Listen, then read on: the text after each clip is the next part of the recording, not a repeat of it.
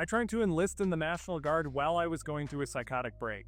My name's Cody, I live with schizophrenia, and this is a schizophrenic story time. Before I was ever diagnosed with schizophrenia, I spent several years in active addiction and active psychosis. And during that time, my life was really falling apart. I had to drop out of college, I lost my job, a lot of my friends and family stopped talking to me, and I was originally going to college to be a teacher. I had never considered the military, I had never looked at it as an option. But while I was in active psychosis and struggling with addiction and borderline homeless, I walked past a National Guard recruiter in the town I was living in, and I was very delusional at the time. I was struggling with constant auditory and visual hallucinations. And I was incredibly paranoid, but in my mind, for some reason I had convinced myself that if I joined the National Guard, the government would stop chasing me and they would leave me alone. Now obviously I was very unwell at this point, but my hallucinations had convinced me that this was the best course of action. It would lead to me being able to live a better life, it would help me pay to go back to school since I had just flunked out. I was a few weeks away from leaving for MEPS, when I ended up getting my criminal record for my charges to do with my drug addiction.